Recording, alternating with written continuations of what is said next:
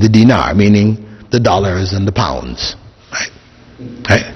Those who worship it. So he has identified, meaning how does a person worship money? Money becomes the goal in life. It becomes the be-all and the end-all of everything. Everything is judged according to money. Is it going to benefit me monetarily? Is it not going to benefit me monetarily? I do or I don't do, all on the basis of money. Then money becomes our God. And the God may be our desires. As Allah said, أَرَأَيْتَ مَنِ اتَّخَذَ إِلَهَهُ هَوَاهُ. Have you not seen the one who takes his desires as his God? Where the person does or doesn't do based on his or her desires. That's what is the deciding factor which controls whether they should do, whether they shouldn't do. It is all based on their desires. Then the desires become our gods. And Shirk al-Asghar, Prophet Muhammad ﷺ had said in a well-known hadith, the thing I fear most for you is Shirk al-Asghar, minor shirk. The companions asked, O Messenger of Allah, what is minor shirk? He replied, Riyaa. Riyaa, that is praying or acting, doing an act of worship for admiration and praise, to impress others. This is called Riyaa. And he said, for verily Allah will say on the day of resurrection, when people are receiving their rewards, go to those for whom you are showing off in the material world and see if you can find any reward for them. That practice, Riyaa, destroys the value of all of our good deeds. And Riyaa is something we have to be particularly careful about. As some of the companions like Ibn Abbas said, Riyaa is like the creeping, or it's more hidden than the creeping of a black ant on a black stone in the middle of a moonless night. This is how subtle it is. More subtle than a black ant creeping on a black stone in the middle of a moonless night. Meaning that it can catch us without us realizing it. Meaning we have to be constantly vigilant to ensure that our practices are free from Riyaa, things which would expose us to desiring the admiration, the praise, etc. of others.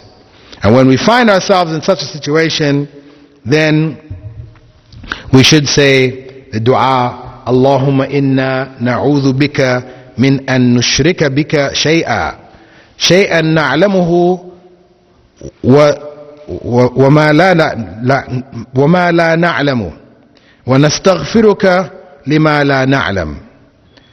That is, Allahumma inna na'udhu bika an nushrika bika shay'an na'lamu wa nastaghfiruka lima la na'lam. O Allah, we seek refuge in you from knowingly committing shirk with you, and we ask your forgiveness for what we do not know about.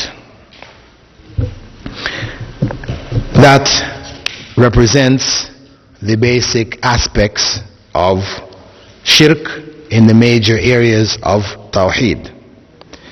Now, what remains for us is looking at shirk in some particular aspects where people have gone astray. One of the major areas wherein people have gone astray in shirk is in the area of, in Allah's names and attributes, is in the area of what we refer to as al-ulu, or the transcendency of Allah. The concept of Allah being above and beyond His creation. Very important concept. Because for the mass of Muslims today, if you ask them where is Allah, their response will be, in general, Allah is everywhere. This is the common response of the mass of Muslims in the world today. However, the belief that Allah is everywhere is in fact the foundation of idolatry. It is a necessary foundation for those who believe in worshipping Allah through His creation. It is explained by this principle or this concept that Allah is everywhere. Now, if we ask, for example, the Hindu who believes in the one absolute God, Brahman, why he is worshipping this idol which he made with his own hands, somebody made for him or whatever. If he is the average Hindu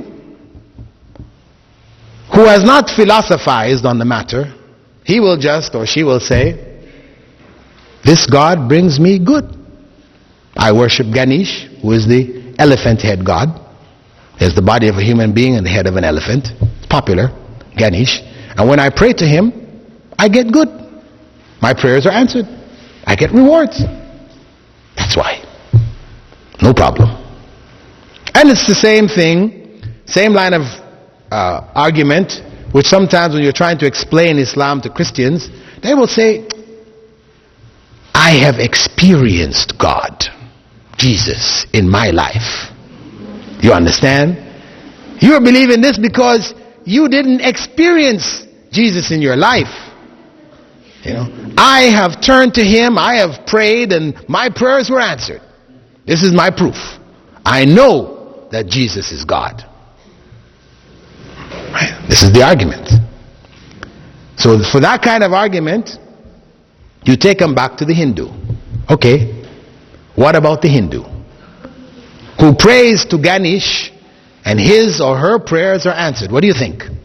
Ganesh is God?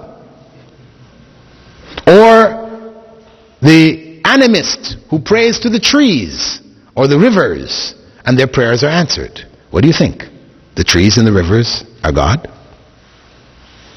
Of course the Christian will say no.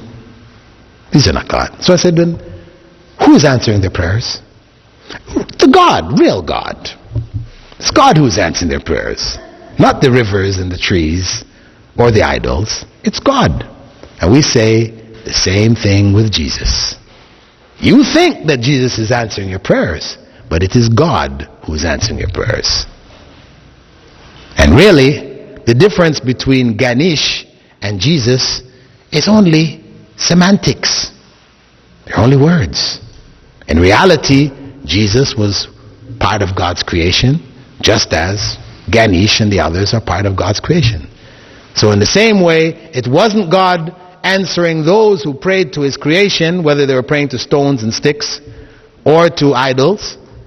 It is also God not answering, it's God who's answering the prayer and not the individual, the human being who you believe to be God. But now if you speak to the educated Hindu who has philosophized his religion, he studied under a few yogis or whatever, and you ask him or her, why are you worshipping this object of your own creation? They'll say, we're not worshipping it. Please don't misunderstand. We are not worshipping this idol